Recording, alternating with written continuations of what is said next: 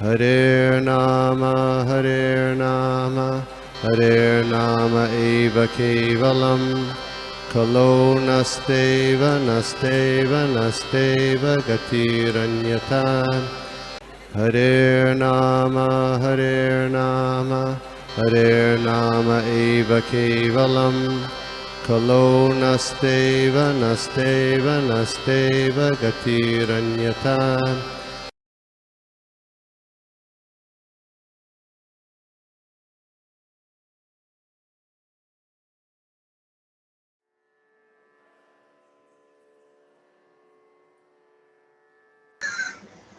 हरे कृष्णा। हम सब मिलके स्वागत करेंगे हर ब्रिज गोपी पिता देवदास माता जी का। माता जी ने 1917 से दीक्षा ली है 2009 में। माता जी बहुत बहुत बहुत एक्टिव है और हमेशा रेडी रहती है। कोई भी सेवा हो, प्रसादम सेवा हो या कोई भी सेवा हो, शी इज वेरी सब हमेशा रेडी रहती है। तो हम उनका स्वागत करेंगे और she is very expert Bhagavatam class में भी एंड कुकिंग, स्पेशली वो केक में बहुत बहुत बहुत एक्सपर्ट है। तो हम जब भी मिलेंगे उनको हमें वो केक तो जरूर खिलाएगी। सो वेलकम माता जी। हम सब स्वागत करेंगे गोपी गीता माता जी का। हरे कृष्ण माता जी। हरे कृष्ण माता जी। Thank you for your kind words माता जी।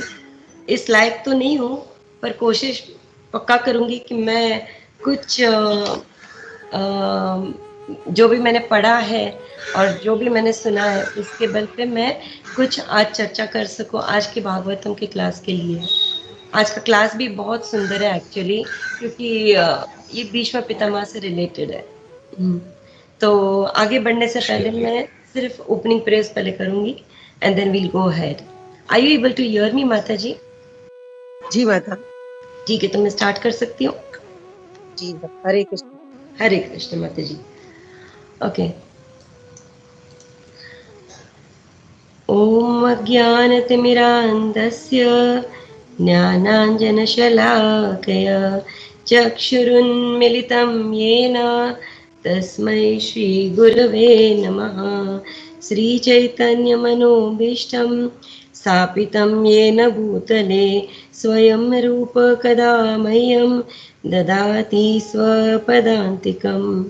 वन्देऽहं श्रीगुरो श्रीयुतपदकमलं श्रीगुरून् वैष्णवांश्च श्रीरूपं साग्रजातं सहगणरघुनाथान्वितं तं सजीवं साद्वैतं सावधूतं परिजनसहितं कृष्णचैतन्यदेवं श्रीराधाकृष्णपादान् सहगणललिता श्रीविशाखान्वितांश्च हे कृष्णा करुणा सिंधु दीनबंधु जगतपते गोपेश गोपिका कांत राधा कांत नमोस्तुते।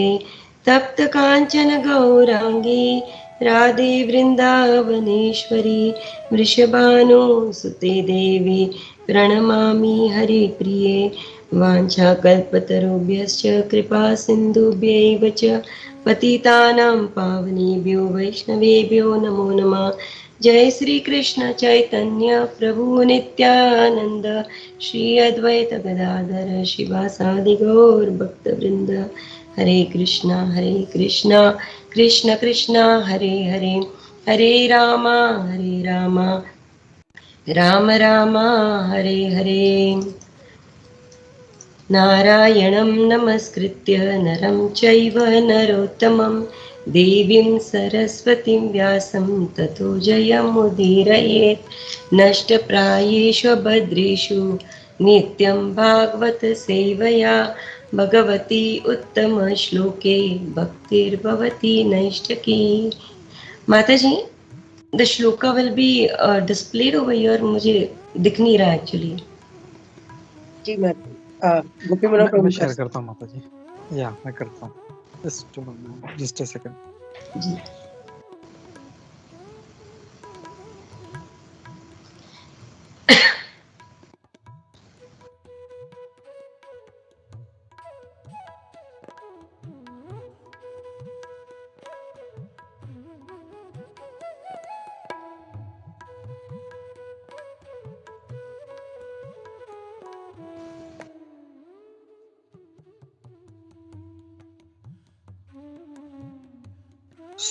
सॉरी माता जी, मेरा शेयर नहीं हो रहा. Can somebody share?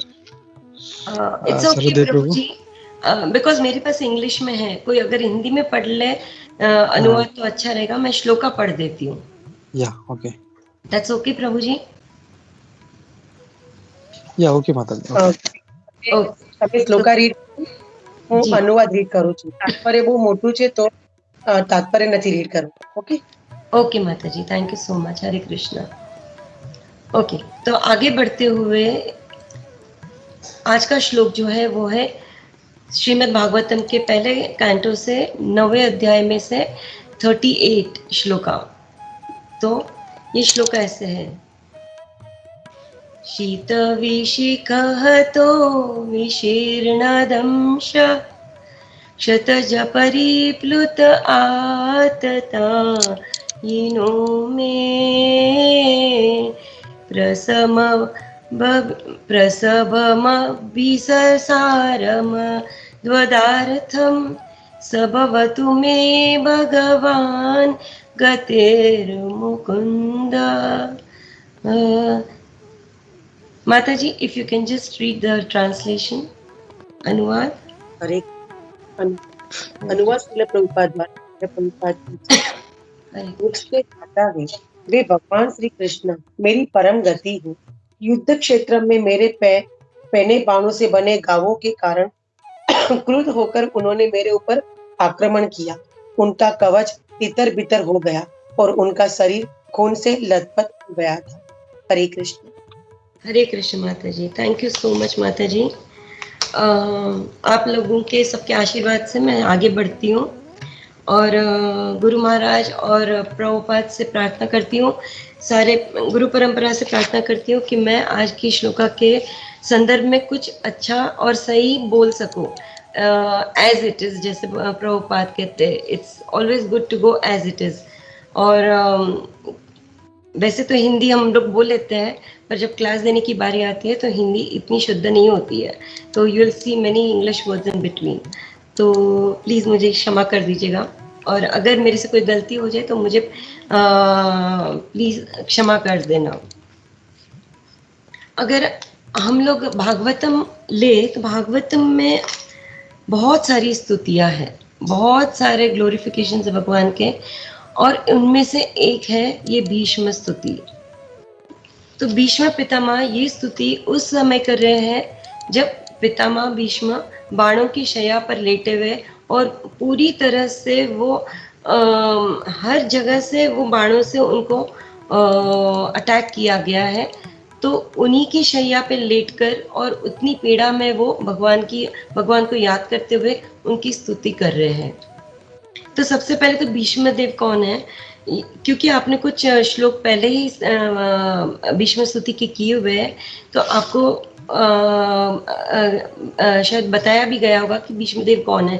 But just to give a brief, Bhishma Dev actually एक 8 वसुओं के में से एक है. तो शांतनु और सत्यवती, शांतनु और गंगा के पुत्र के रूप में उन्होंने जन्म लिया था. अब क्योंकि शांतनु ने कभी ये एक वचन दिया था गंगा मैया को कि मैं कोई सवाल नहीं पूछूंगा. शादी के समय गंगा मैया ने उन्हें पहले ही कह दिया था कि मैं शादी इसी शर्त पे करूंगी कि मैं जो भी करूं मुझे करने देना और मुझे कोई सवाल नहीं करना. तो शांतनु जी जब देखते हैं, वो महाराज देखते हैं कि जैसे ही नवजात शिशु पैदा होता है, उनका जो भी शिशु पैदा होता है उसको लेकर गंगा मैया पानी में बहा देती है, गंगा में जाके बहा देती है. तो ये 1 बार 2 बार 3 बार 7 बार हो जाता है. उसके बाद शांतनु परेशान हो जाते हैं. तो राजा शांतनु उनके पास जाते, गंगा मैया के पास. उनको वो जानते थे अगर मैं सवाल करूंगा तो गंगा मैया मुझे छोड़ के चली जाएगी. तो गंगा माता जब ये सुनती है ये शांतनु का सवाल कि भाई मैं ये क्यों कर रही हूँ, मैं कौन हूँ, मैं क्यों ऐसा करना चाहती हूँ और ये करने से मुझे क्या लाभ हो रहा है, तब वो बताती है कि ये 8 वसुएं जिनको इस संसार में किसी they were cursed to be born on this in this material world. तो उनको वापस जाना है, तो यही एक तरीका है कि वो जल्दी से वापस जा सकते हैं. पर क्योंकि शांतनु ने सवाल किया है, तो बोले मैं अभी यहाँ से चली जाऊंगी और साथ में इस बालक को भी लेकर चली जाऊंगी। और शांतनु चाहते थे कि वो बालक उनके साथ रहे, क्योंकि वो अकेला नहीं रहना चाहते थे। वो जानते थे कि गंगा मैया उनको छोड़ के चली जाएगी, क्योंकि उन्होंने पहले ही वचन दे दिया था कि भाई मैं कुछ नहीं पूछूंगा, और जिस दिन वो पूछेंगे, गंगा मैया ने कहा था मैं चली जाऊंगी, वो चली जाएगी, पर साथ में वो उस उनके पुत्र को भी लेकर चली जाती है।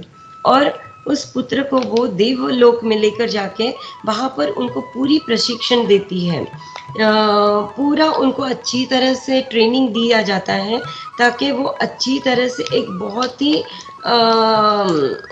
वीर योद्धा बने। हर तरह से वो एक एकदम परफेक्ट व्यक्ति बनते हैं। अब क्या होता है कि एक बार क्या होता है कि राजा शांतनु बहुत दुखी होते हैं, और वो एक नदी किनारे चले जाते हैं। He goes through the forest and he waits, he is sitting over there. और वो वहाँ पर एक बहुत ही एक चीज़ देखते हैं जो उनको अचंभित कर देती है। वो देखते हैं कि एक बहुत ही अच्छा नवयुवान लड़का अपनी बाण चला के केवल एक ही बाण से वो नदी का जो प्रवाह है उसको रोक देता है। तो बहती नदी एक बाण से कैसे रुक जाएगी, इतना उसमें शक्ति है। उतना ही नहीं, उसके एक बाण से एक तीर से उड़ने वाले पक्षी जो है वो सारे स्तब्ध हो जाते हैं। तो ये बाण में इतनी शक्ति है, तो ये है कौन? तो वो उनके पास जाते हैं, ही अप्रोचेस दिस बॉय, और उनको फिर पता चलता है कि ये और कोई नहीं, ये वही बालक है जो गंगा मैया ने देवलोक में लेकर जाके उनको इतना अच्छा प्रशिक्षण दिया था, और उनका नाम था देवव्रत। अब ये देवव्रत शांतनु के बेटे हैं। तो गंगा मैया, जब शांतनु गंगा मैया से प्रार्थना करते कि अब मुझे मेरा बेटा लौटा दो, मुझे मेरा बेटा चाहिए, ताकि आगे जो राज्य संभालना है वो यही करेगा। वो एक्चुअली उनके तीर चलाने और उनकी पर्सनालिटी से इतने इन्फ्लुएंस हो गए थे कि उनको पता था कि ये बिल्कुल ही यानी he is the most fit for the taking care of the kingdom. तो उन्होंने सोचा कि गंगा मैया से पूछता हूँ, एंड गंगा मैया very happily she says yes you can take care. तो वो देवव्रत अभी शांतनु के साथ रहते हैं।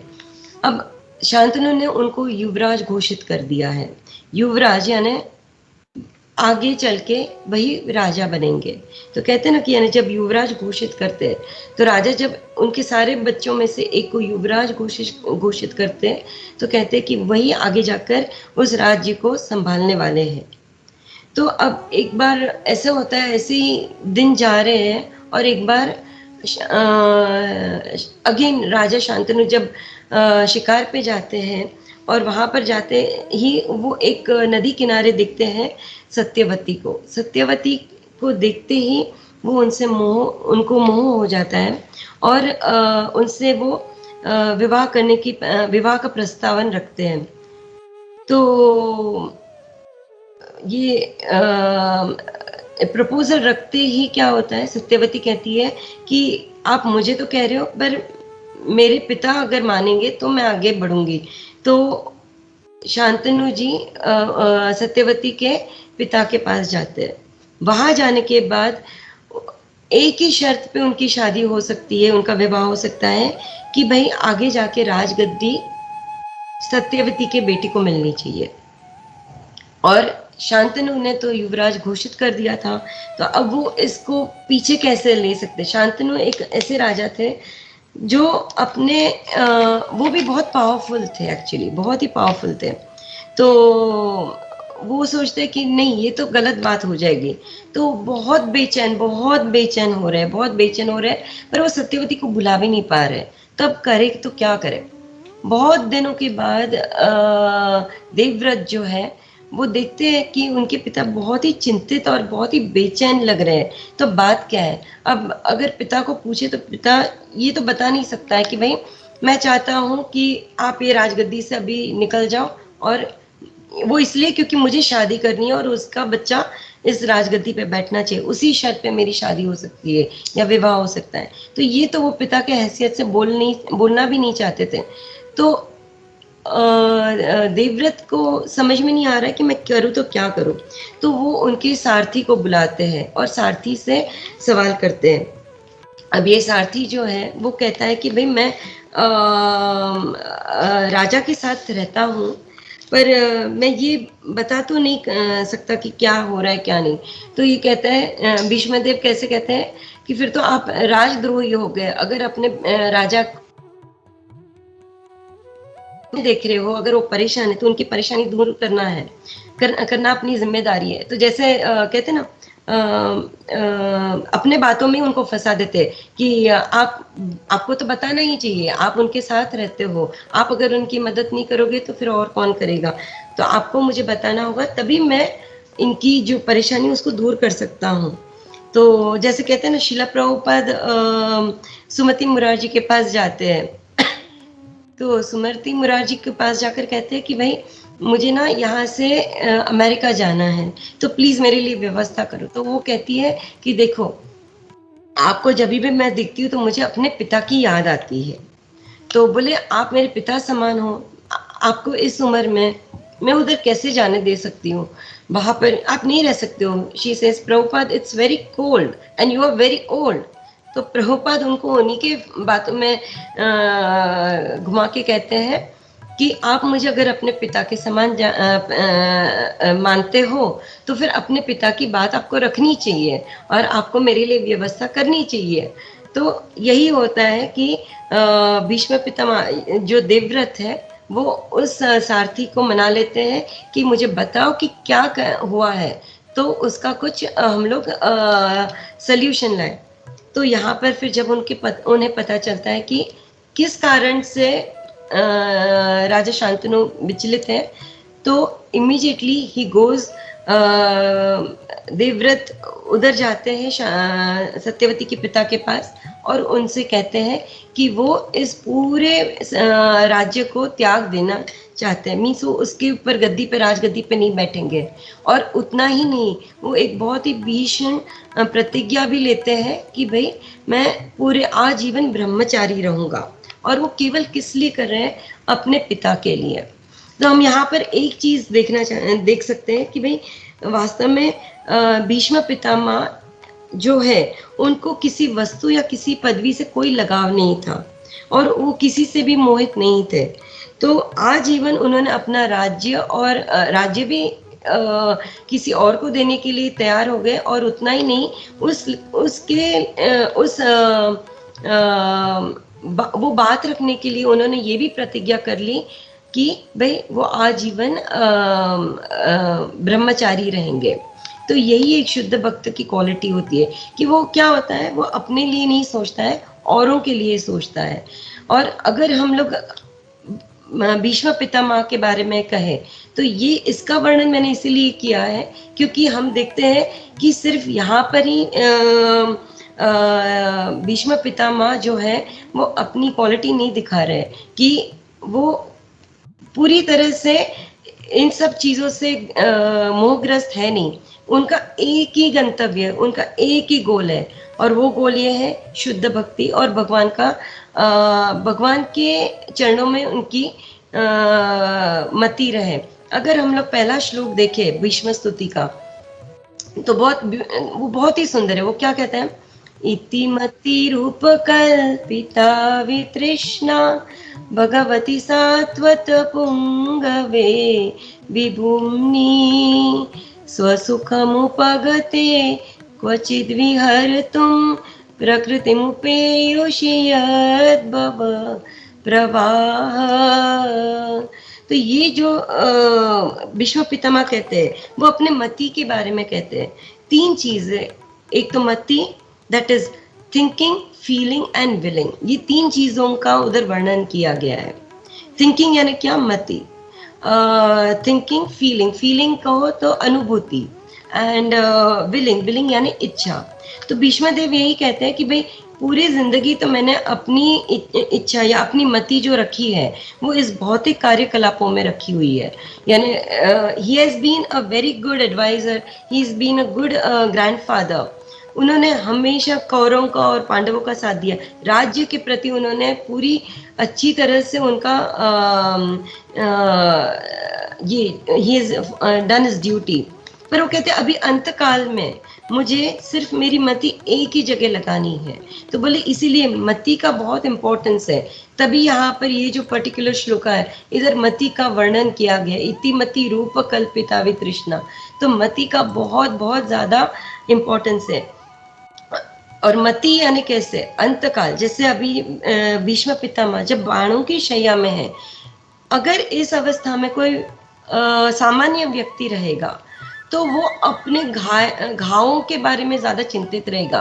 क्योंकि अगर हमें छोटी भी चीज कट जाए, लग जाए, हम लोग जब प्रसादम बनाते हैं, अगर सब्जी काटते समय अगर हमारी उंगली कट जाए थोड़ी बहुत भी, तो हमारा पूरा ध्यान उधर रहता है। हम यही इसी में लगे रहते हैं कि वो खून कैसे रुक जाए, हम कैसे अपने आप को जल्दी से जल्दी हील करें। क्योंकि यही चीज हमको रोज याद दिलाती है। हम जब भी रोज अगले 4-5 दिन तक जब तक ये हील नहीं होता है, हमारा पूरा ध्यान उधर ही रहता है। पर यहाँ पर बाणों की शैया पर जब भीष्म पितामह लेटे हुए हैं तो कोई एक जगह बची नहीं है जहां पर उनको घाव नहीं लगा और जहां से खून बह नहीं रहा है। और इसी में भी उनकी मति सिर्फ केवल कृष्ण के ऊपर है। तो उनका ही लीलाओं का वो वर्णन कर रहे हैं और उन्हीं की लीलाओं के बारे में वो स्मरण भी कर रहे हैं। तो अंत काल में भगवान कहते हैं अंत काले च मामेव स्मरण मुक्त्वा कलेवरम। तो यही हमें समझना है कि अंत काल में अगर हम लोग भगवान की, हमारी मति अगर भगवान के प्रति रहेगी तो डेफिनेटली हमारी जैसी मति वैसी गति। कहते हैं जैसी मति वैसी गति। तो अगर हमारी मति सही रहेगी तो हमारी गति भी सही रहेगी। वरना कहते हैं ना कि जैसा सोचेंगे वैसे ही हमें अगला जन्म मिलता है। तो हम लोगों को भागवतम से ही बहुत सारे एग्जाम्पल्स मिलते हैं। जैसे हम लोग गजेंद्र के बारे में सुने हैं या भरत महाराज के बारे में भी सुना है। तो जैसी मति वैसी गति। पर वो लोग तो बहुत उच्च कोटि के भक्त थे, हम लोग उस कोटि के भक्त तो है भी नहीं। तो हम तो प्रयास कर रहे हैं। तो ये सारे प्लेटफॉर्म्स जो हमें मिलते हैं, अगर हमारी क्षमता ना भी हो तो हम लोग प्रयास कर सकते। जैसे मैं आज सिर्फ प्रयास कर रही हूँ क्योंकि मेरी में इतनी क्षमता है नहीं, पर इस प्रयास से ही कहीं और भक्तों के एसोसिएशन, भक्तों के जो ब्लेसिंग्स है उसी से हम लोग आगे बढ़ सकते हैं। और शायद यही चीज होगी जो मुझे अपने अंतकाल में मुझे मदद करेगी। तो इसीलिए जैसी मति वैसी गति कहा गया है। और भगवान जैसे भगवत गीता में कहते हैं उस तरह से हमें समझना है कि अंत काले च मामेव। अब इस पर्टिकुलर श्लोका में अगर मैं कुछ चीजें अगर हाईलाइट करना चाहूँ, क्योंकि the पर्पट is very beautiful but it's a very huge one. यहाँ पर कुछ चीजें बहुत अच्छी तरह से हाईलाइट करी गई है। तो एक तो ये है कि शीत विशिख तो विशीर्ण दंश, कि यानी ये जो एरोज विशिख यानी जो बाण है, जो तीर मैंने चलाए हैं वो विशीर्ण दंश है। यानी भगवान ये जो विशीर्ण दंश यानी वो शील्ड जो युद्ध के समय एक योद्धा पहनते हैं, तो वो एक्चुअली वो जो शील्ड है उसका कवच का, उसकी एक्चुअली नियति ये होती है कि उसको भेदा जाता है। वो उसी के लिए पहना गया है कि वो योद्धा को सेफ रखे और उसके ऊपर सारे एरोज आए तो वो योद्धा बिल्कुल सेफ रहेंगे। पर जिस दिन और जब भी वो विशीर्ण दंश, जब भी वो पूरी तरह से वो विशीर्ण हो जाता है, पूरी तरह से वो ये हो जाता है, भेदा जाता है, तब जाके वो बाण वो योद्धा को लग जाता है। और यही हुआ। बोले मैंने कितनी बुरी तरह से, मैं एक आतताई हूँ। भीष्म पितामह यहाँ पर एक बहुत ही कॉल्स हिमसेल्फ एज एन आतताई। आतताई एक बहुत ही it's a very difficult thing to say, because एक आतताई कौन होता है? आतताई वो होता है जो यानी 6 प्रकार के आतताई बताए गए हैं अगर हम लोग स्क्रिप्चर्स में पढ़ते हैं। तो उसमें से कुछ इट्स लाइक यू नो किसी ने अपने किसी और की पत्नी का हरण कर लिया, या किसी और की चीज़ों को ले लिया, किसी और की प्रॉपर्टी ले ली, या किसी को क्या कहते पॉइजन विष दे देना। तो ऐसे तरह के 6 आतताइयों के बारे में वर्णन किया गया है और कहा जाता है आतताई को तो बिल्कुल मार देना चाहिए, उनको तो छोड़ना ही नहीं चाहिए। तो यहाँ भीष्म पितामह खुद को स्वयं को आतताई बताते, बोले मैं कितना क्रूर हूँ, मैंने उनके ऊपर भगवान के ऊपर अपने एरोज अपने तीर चलाए, तो मैं तो आतताई हो गया, मुझे तो मार ही देना चाहिए।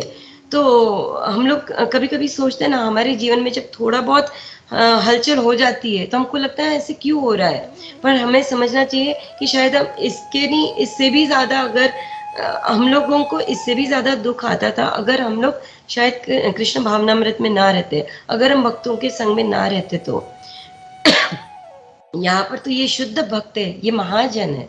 तो ये अगर कहते हैं एक महाजन होते हुए उन्होंने एक भगवान के सामने तीर चलाया है और भगवान को घायल कर दिया, भगवान के शरीर से खून बह रहा है, तो बोले मेरे से बड़ा आतताई तो कौन हो सकता है। तो क्या ये वाकई में आतताई है, ये क्या भक्त नहीं है? हम तो जानते हैं कि इनको महाजनों में गिना गया है। तो हम लोग ये हमें ये समझना चाहिए कि ये एक शुद्ध भक्त है, ये महाजन है। अगर ये महाजन ना होते तो अंतकाल में जब उन्होंने अपना शरीर छोड़ने का निर्णय कर लिया, उनको तो इच्छा मृत्यु का वरदान था, तो अब जब उन्होंने तय कर लिया कि मैं अपना जीवन त्याग करूंगा, तो वो भगवान की प्रतीक्षा नहीं करते। ऐसे कहते एक चीज आशा होती है और एक प्रतीक्षा। आशा में यही होता है कि देर इज अ पॉसिबिलिटी कि वो आए या ना आए, पर यहाँ पर उनको वो आशा नहीं, वो प्रतीक्षा करे भगवान की। प्रतीक्षा वो होती है जब किसी ने बोल दिया कि मैं आऊँगा, वो चाहे जल्दी या देरी से, पर आते ज़रूर है।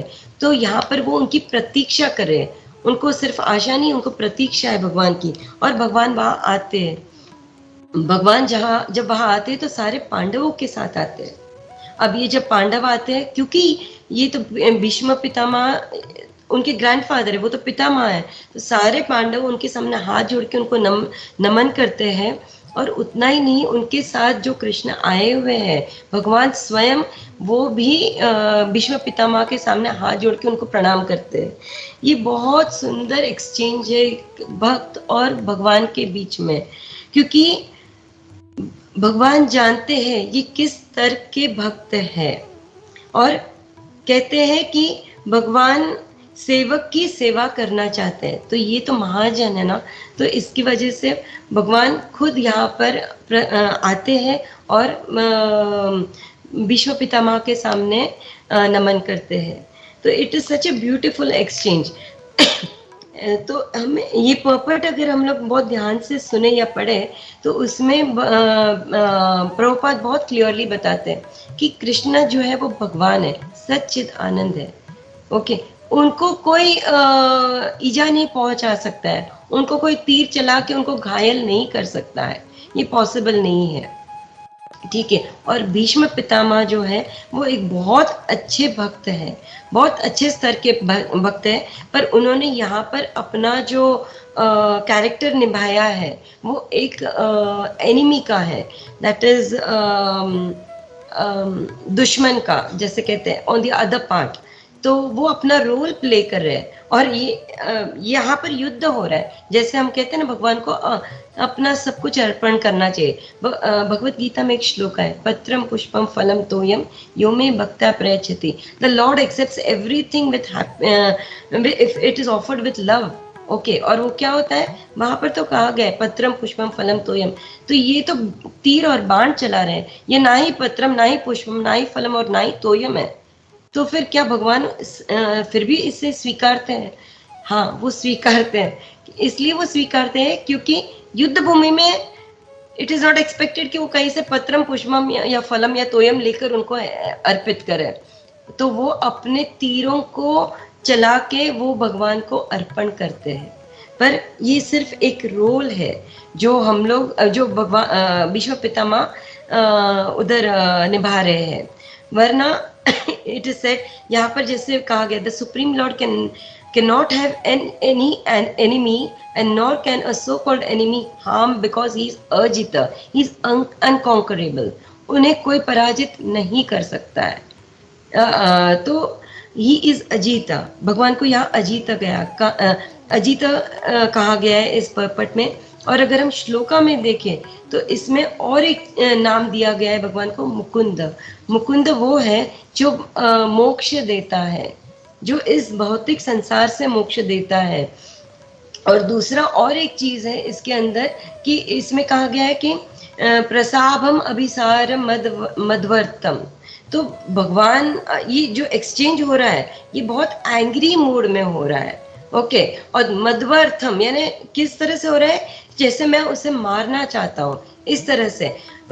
भीष्म पितामह कहते हैं कि मुझे इतना बुरा लग रहा है कि मैंने अपने तीर इस तरह से चलाए जैसे मैं उनकी हत्या करना चाहता हूँ, पर ये पॉसिबल नहीं है, जैसे प्रभुपाद ने इसमें पोपट में बताया है। तो इसमें से हमें कुछ कुछ चीजें जो सिद्धांत हमें समझ में आता है वो है, भगवान की सेवा जो होती है वो भाव से होती है। ओके, तो क्या हम ऐसी सेवा कर सकते हैं? हम भी क्या कुछ भी कर सकते हैं जैसे भीष्म पितामह ने किया? तो एक चीज हमें बहुत क्लियरली समझना है कि हमारा स्तर जो है वो वहां पर नहीं है, इसलिए हम लोग वैसी डीलिंग नहीं कर सकते भगवान के साथ। पर हाँ, भक्तों के साथ रहेंगे तो we'll get better at serving the Lord, और इसीलिए एसोसिएशन में रहना जरूरी है। उच्च स्तर पर जाकर आध्यात्मिक स्तर पर जब सेवा होती है वो बहुत अलग तरह की होती है। जैसे गोपीज, जो गोपियों का भाव है वो बहुत उच्च स्तर का है, पर हम गोपियों की तरह बिहेव करके हम लोग सहजिया या ऐसे नहीं बन सकते हैं। ओके, तो भीष्म पितामह को यह देखकर भी भक्ति से में भाव प्राधान्य है और वह और क्रिया और बाकी की क्रिया जो है वो सेकेंडरी है, ऐसे कहते हैं। तो हम वहां पर उस स्तर पर नहीं आ सकते। एक्चुअली हम लोग देखने जाए तो हमें समझने के लिए अपने आचार्यों का सहारा लेना है हमें, इसलिए ये पर्पट पढ़ना बहुत जरूरी है। The reason why Prabhupada has given this purport is because ये जो कन्वर्सेशन है, कम्युनिकेशन है, that is between Sukhdev Goswami and Parikshit Maharaj.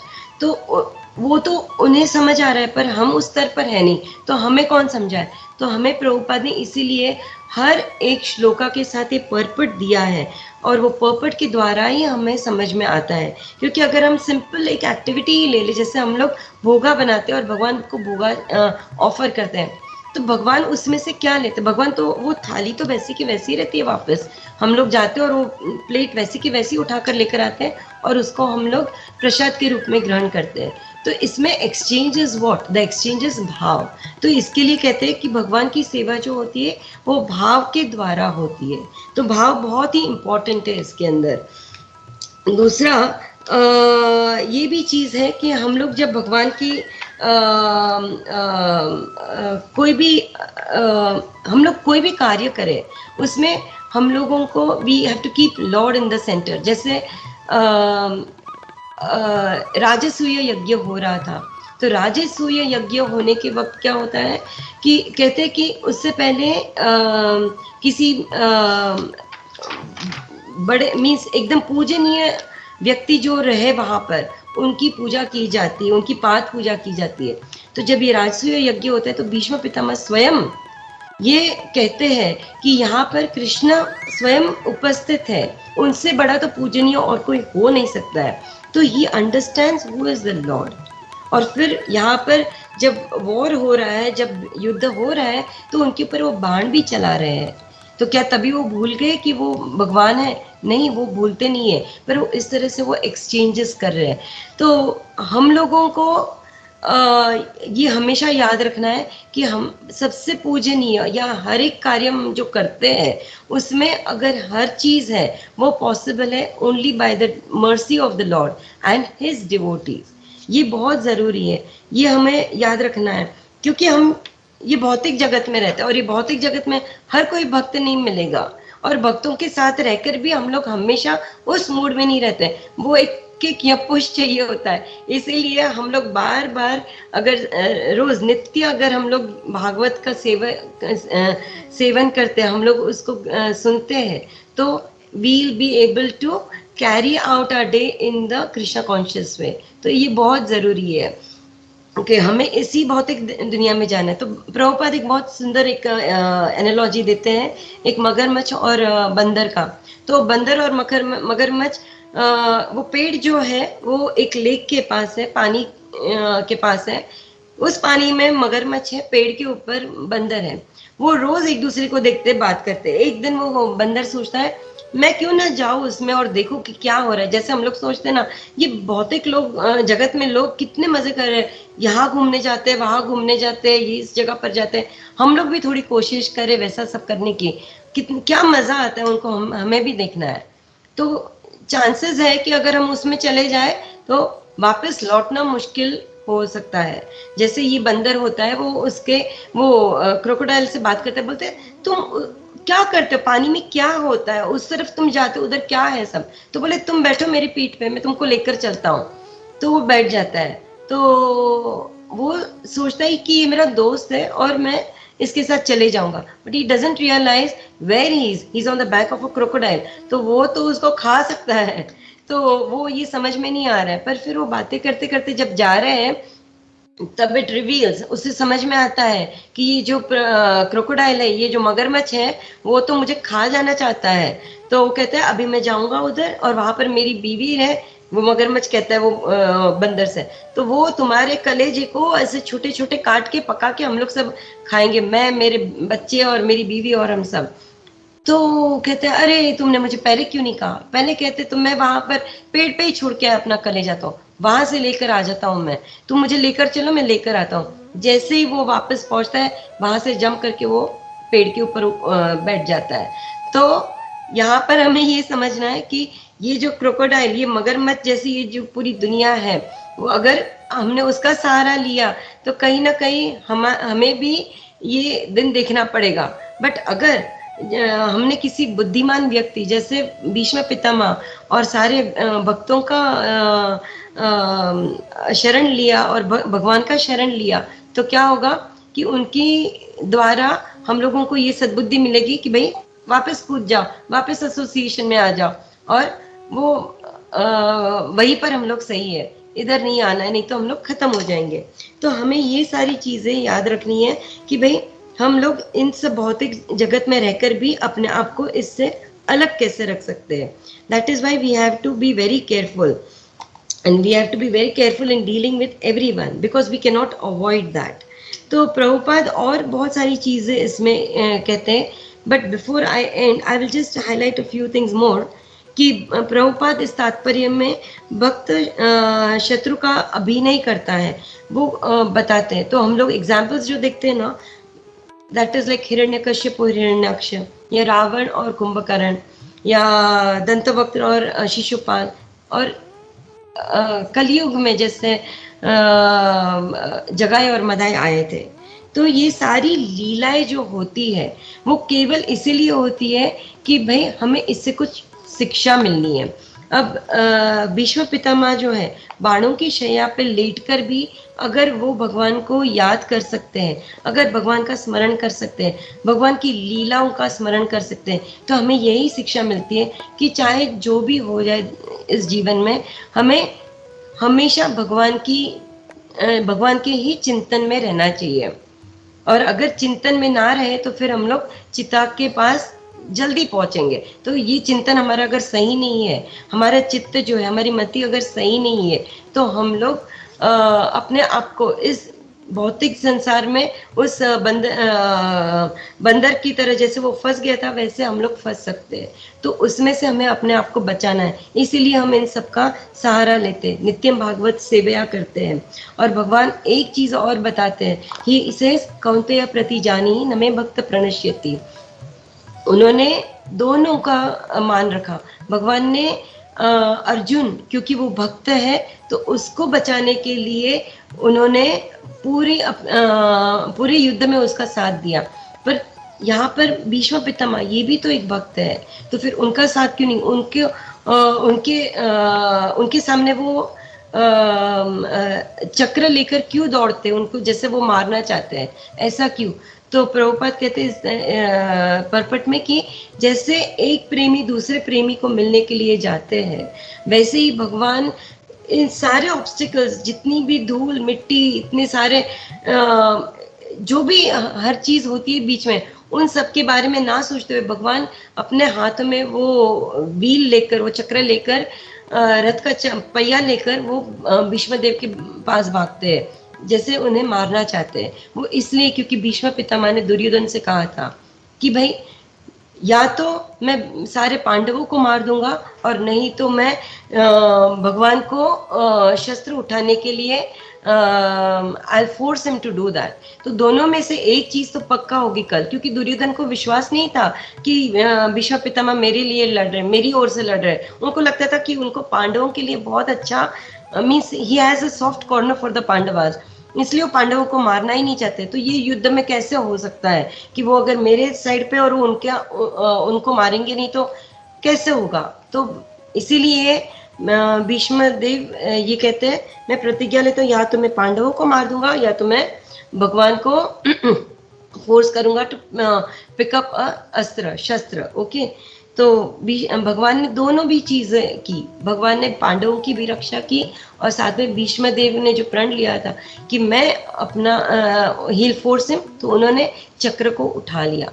तो भगवान जो है अपने डिवोटीज के लिए अपने लॉज को या अपने प्रोमिसेस को भी तोड़ सकते हैं। तो that is what is Krishna, he can do as he wills just to keep the word that he is given to the devotees. तो कौन्तेय प्रति जानी नमे भक्त प्रणश्यति, तो अपने भक्तों का विनाश नहीं होने देंगे। भक्त कभी भगवान का शत्रु नहीं बन सकता है, दिव्य शरीर कभी घायल नहीं हो सकता है। भीष्म पितामह कृष्ण कहते हैं कृष्णा मेरे अंतिम गंतव्य है, अनंतिम, नॉट इवन अंतिम, अनंतिम। अनंतिम इसलिए कहते हैं कि इस जीवन में, इस भौतिक संसार में मैं जब तक हूँ, मैं अपने शरीर से और अपने मति से आपके I will keep thinking of you, और आपके लीलाओं का स्मरण करूंगा। और इस शरीर के बाद भी मैं I will be wanting to go back to Godhead, like back to his धाम, भगवत धाम, और उनको वहां पर सर्व करना चाहूंगा। तो ये भीष्म पितामह कहते हैं। तो यही मेरा अंतिम में, I am just finishing over here to say कि भगवान अपने भक्तों के द्वारा सारी लीलाएं सिर्फ करते हैं और उन्हीं के माध्यम से हमें सीख भी देते हैं। तो as the time is not going to permit us to go ahead, I'll just end my class over here, and I hope I've been able to convey as Prabhupada has mentioned in the purport. Prabhuji and Mataji, I'm extremely sorry if I have done any mistake and if I have not been able to deliver it well. Hare Krishna.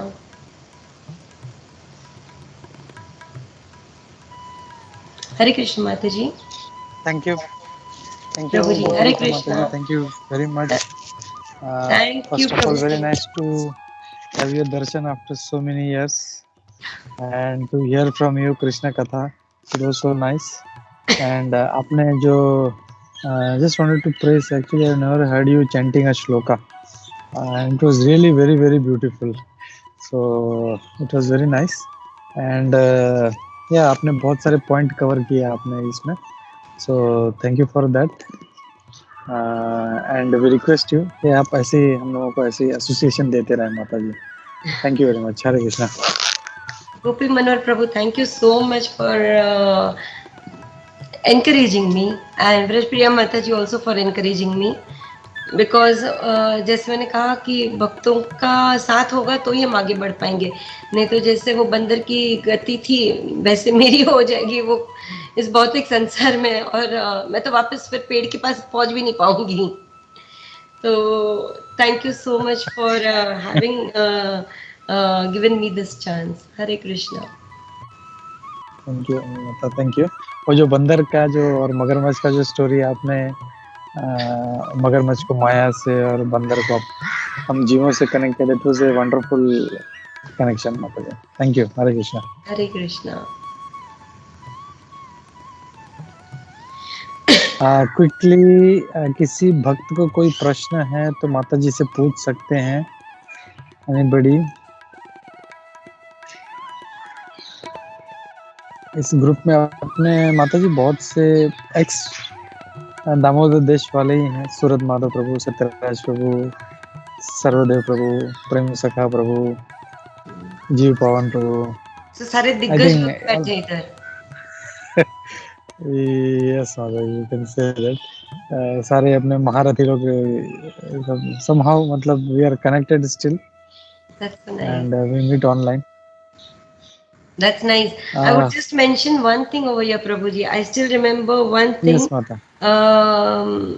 जब आप यहाँ पर थे, तो when I didn't have any confidence to speak on anything, and we had started the Damodar Leela, all thanks to you, because I have heard katha from you, and Damodar Leela के लिए आपने बहुत हमारी help करी थी, where we used to go and you used to do the katha and take the whole program in charge very nicely. So आपसे भी बहुत कुछ सीखा है प्रभु जी. Thank you so much.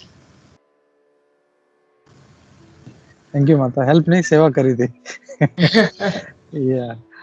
व्रजप्रिया माता जी कुछ बोलना चाहती है. व्रजप्रिया माता जी and one more समीर प्रभु. व्रजप्रिया माता जी first. जी, व्रजप्रिया माता जी. हरे कृष्णा माता जी, दंडवत प्रणाम. सभी लोग कैमरा ऑन कर लो तब तक. माता जी can see you all.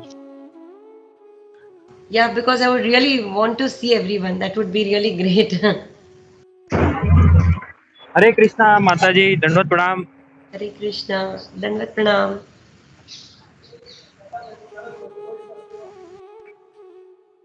Oh, I can see Surat Madhav Das. I'm seeing the faces changed. गोपी मनोज प्रभु की भी बहुत दिनों के बाद दर्शन हो रहे हैं. Actually, I'm not very comfortable with Teams, तो मुझे समझ में नहीं आ रहा उसकी settings कैसे करने. I'm using it for the first time, in fact. Okay. Thank you माता जी, बहुत अच्छा क्लास था आपका, बहुत अच्छा, ब्यूटीफुल. सब आप लोगों की कृपा है प्रभु जी. और जैसे प्रभु ने कहा ना, आपने जो फर्स्ट वो जो श्लोका रिसाइट किया ना, इट वाज लाइक गुजराती में बहुत सारे लॉर्ड के भजन होते हैं ना, मुझे ऐसे ही लग रहा था.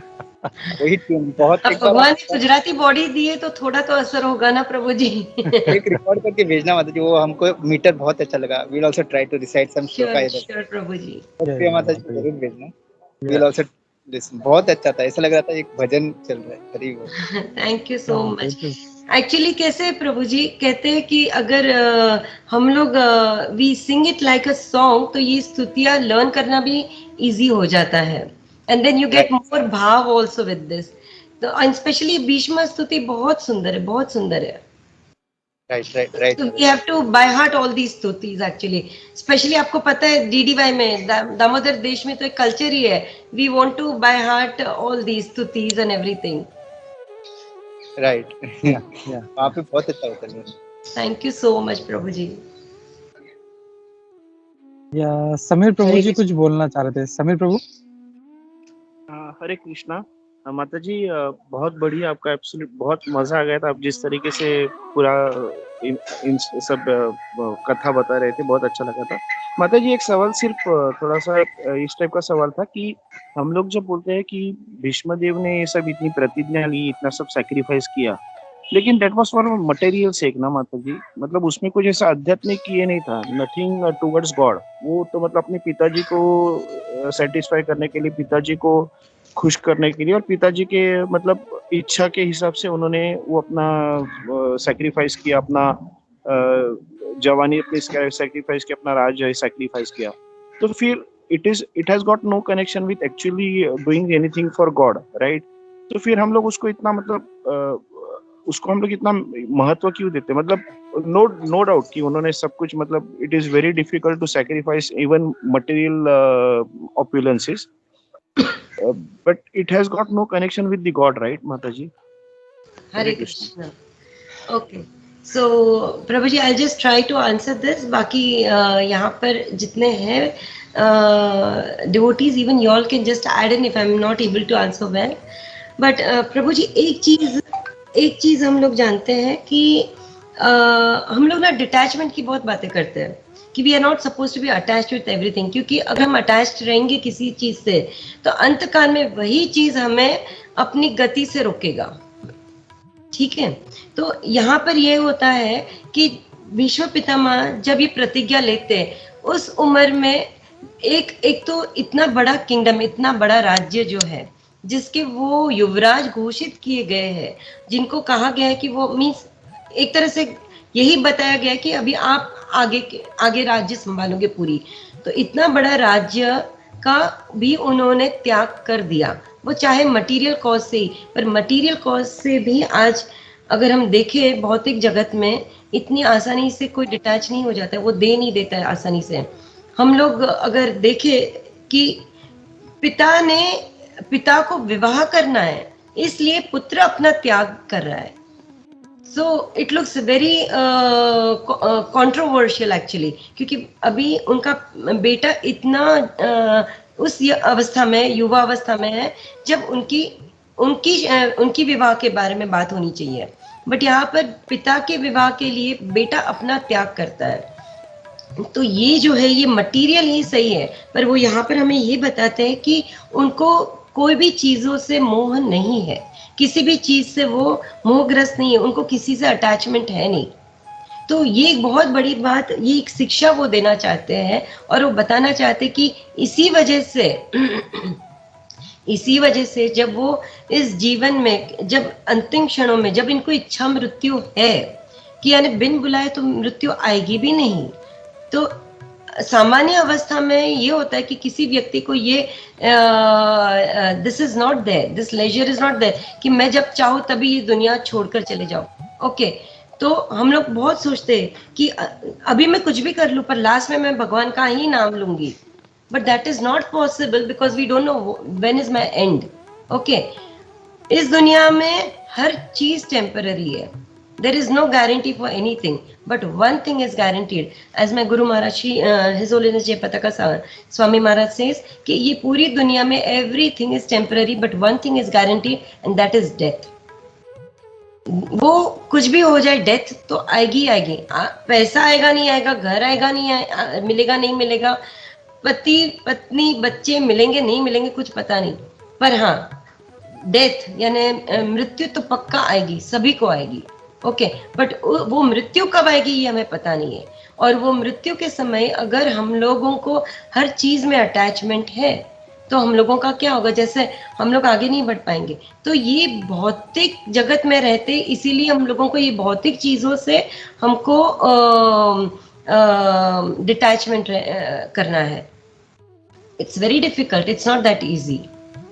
या तो भीष्म पितामह ने चाहे अपना राज्य छोड़ दिया, हम लोग कहते कि ये भौतिक जगत, भौतिक स्तर पर है, तो आध्यात्मिक स्तर पे कैसे इसे हम लोग कंपेयर करेंगे। तो आध्यात्मिक स्तर पे हम लोग इस तरह से कंपेयर कर सकते हैं कि भाई जब भीष्म पितामह, उन्होंने इतनी सारी चीजें जीवन में देखी कि यानी धृतराष्ट्र जिन्होंने पूरे राज्य को संभाला जबकि वो उसके काबिल नहीं थे, दुर्योधन कितना उन्होंने पांडवों के साथ दुर्व्यवहार किया, पांडव जो थे राजा पांडु, वो अपना जीवन पहले ही बहुत जल्दी कम उम्र में ही छोड़ देते हैं। फिर उसके बाद ये सारी चीजें जब उनके पास सही व्यवस्था नहीं थी, फिर भी उन्होंने ये नहीं कहा कि चलो ठीक है, मैंने तभी वो ओथ या प्रॉमिस दिया था मेरे फादर को कि मैं राज्य नहीं संभालूंगा, पर अब कोई कारोबार दिखने वाला है नहीं तो चलो मैं ही बैठ जाता हूँ। He didn't do that. He kept his words. And this is what helped him when he was in his last time also. तो हम लोग कहते हैं ना कि छोटी छोटी चीज़, हम लोग ये ऑस्टेरिटी करते हैं ना, ये बहुत छोटी छोटी ऑस्टेरिटी, जैसे एकादशी करना, या बहुत सारे भक्त ऐसे हैं जो बाहर प्रसाद, सिर्फ घर का ही प्रसाद हम लेते, बाहर का कुछ भी नहीं खाते। तो ये सारी चीजें तो भौतिक स्तर पर ही है, पर यही भौतिक स्तर पर करते करते हम लोग कृष्ण भावनामृत में आगे बढ़ सकते हैं, और हमारा जो हमारा जो गोल है, जैसे गंतव्य कहते हैं इसमें, तो वैसे हमारा गोल जो है वहां पर बढ़ने के लिए हमें वो मदद करेगा। तो ये भौतिक जगत में, इसलिए भौतिक चीजों का हमें त्याग करना है प्रभु जी. If I am if you think I have answered it right, then प्रभु जी, I am, otherwise I will just request others to please add on something. Thank you माता जी. Hare Krishna. Hare Krishna.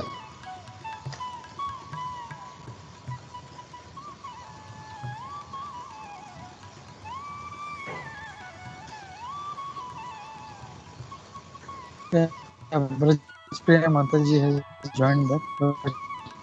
Yeah, okay.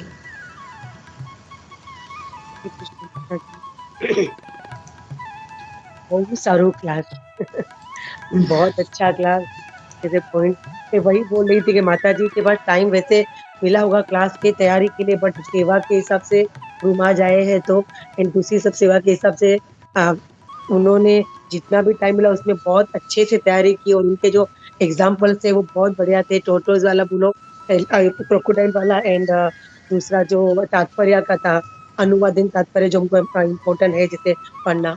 वैसे तो हम पढ़ते ही है, but कभी कभी बड़े श्लोका होते हैं तो हम नहीं पढ़ते क्योंकि एक टाइम लिमिट होता है. और यहाँ पे जैसे मैंने बताया था कि अराउंड 45 मिनट्स में पूरा क्लास खत्म कर लेते हैं इस वजह से. बट वो जो एग्जाम्पल था बहुत ही बेस्ट था. और मैं हमेशा बोलती हूँ कि प्रभुपाद जी ने हमारे लिए इतना सब लिखा है और इतना सब क्लास रिकॉर्ड मतलब लेक्चर सब है कि जैसे भागवतम बोलते हैं ना, हमें सिर्फ ये जन्म में सिर्फ हमको भागवतम ही मिले और कुछ भी नहीं हो तो भी हमें वो पढ़ के हमारा वो उतना भी मतलब हमारा जन्म ही कम पड़ जाए. तो थैंक यू वेरी मच माता जी, तुम्हें बहुत सारी तैयारी करी थी, बहुत सारा पॉइंट था एंड जेम और हमें कृष्ण हमें कृपा माता जी, सुबह 4:30 बजे उठ के किया. તો નેક્સ્ટ ટાઈમ તમને જરૂર આવવાનું છે. એક મહિના પછી પાછું તમને કોલ કરશું કે તમે ક્યારે આવી શકો છો, તો कृष्ण हम फिर कृपा. से बुलाएंगे. एंड समीर प्रभु के क्वेश्चन का आंसर भी माता जी ने बहुत अच्छे से दिया है. और अभी किसी का पॉइंट हो या कुछ हो, नहीं तो शायद माता जी को भी काफी सेवा होगी और सब वर्किंग है उसके हिसाब से भी. थैंक यू वेरी मच माता जी. Thank you. Hare Krishna. Hare Krishna and thank you everyone. Hare Krishna. Thank you Mataji. Okay, so thank you very much माताजी. हम लोग हमारा नॉर्मल नरसिंह आरती और प्रेयर्स कंटिन्यू करते हैं. तो thank you very much once again. वांछा कल्पतरुभ्यश्च कृपा सिंधुभ्येव च पतितानां पावनेभ्यो वैष्णवेभ्यो नमो नमः. अनंत कोटि वैष्णववृंद की जय. श्री प्रभुपाद की जय. इस्कॉन गुरु वृंद की जय. हर कृष्ण गोपी गीत प्रिया माता जी की जय. बात की थैंक जय. यू. प्रभु महाराज की और जय. एक चीज बोलना चाहता था, माता जी तो बहुत अच्छा प्रसादम बहुत बनाती है. तो कई बार माता जी ने हम लोग को बहुत अच्छा प्रसादम खिलाया. And she is expert. Cake भी बहुत अच्छा बनाती है माता जी. और माता जी का केक जस्ट उनका डिजाइन देखेंगे तो हम लोग बेहोश हो जाएंगे. सो नहीं प्रभु जी, it's all inspiration this that is comes from Guru and Gauranga. This is a very nice quality है माता जी. Thank you very much. Krishna. ठीक है, थैंक यू. हरे कृष्णा. या हरे कृष्णा. या ओके, आज है ट्यूसडे. आज किसका है? जया का है ना? सॉरी, या कुंजेश्वरी. या कुंजेश्वरी. हरे कृष्णा. हरे कृष्णा आवाज नहीं. गोपी जी. हरे कृष्ण हरे माता जी. माता जी, आपका क्लास बहुत अच्छा था. नेक्स्ट टाइम आप जरूर आ जाइएगा. हाँ माता जी, ये तो भक्तों की क्वालिटी होती है. हम कैसे भी हो तो वो तो बखान करते हैं. हम लोग लायक ना हो तो भी. नहीं माता जी, बहुत सारो છે. कृष्णा. Thank you.